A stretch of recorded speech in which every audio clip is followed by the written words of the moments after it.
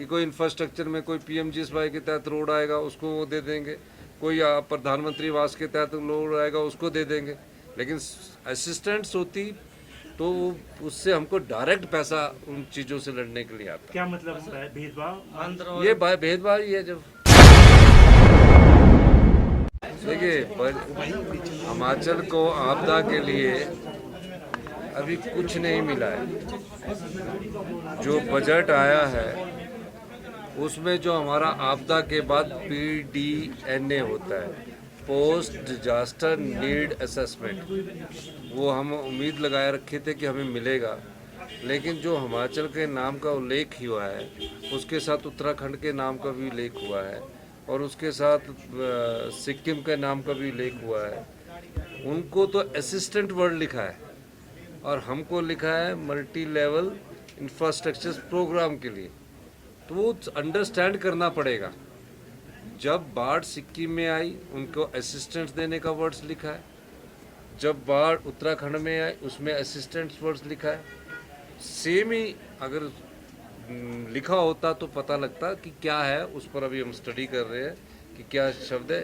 पर हम चाहते हैं जो आपदा में हमारा जो बजट है, जो हमने 9,000 करोड़ रुपए का भेजा वो हमें मिले, वो इसके अलावा मिले। इसके मायने क्या मतलब निकाल रहे हैं? ये अभी इसका डिटेल आया नहीं, मैंने पढ़ा ही है, पर उसमें 2 वर्ड्स में तो डिफरेंस आ गया कि कोई इंफ्रास्ट्रक्चर में कोई PMGSY के तहत रोड आएगा उसको वो दे देंगे, कोई प्रधानमंत्री आवास के तहत रोड आएगा उसको दे देंगे।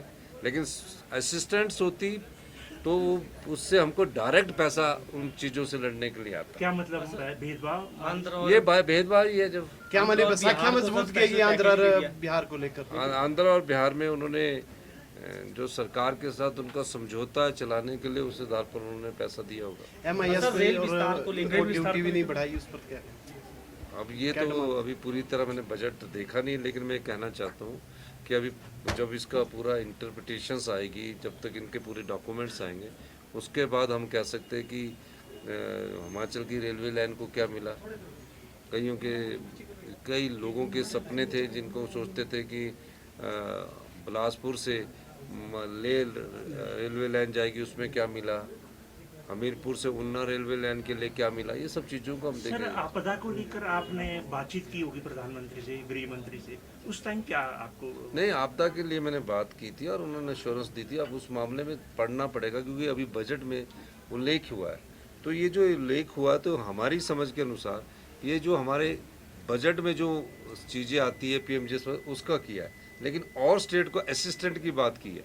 तो असिस्टेंट का मतलब है कि उनको सहायता मिलेगी।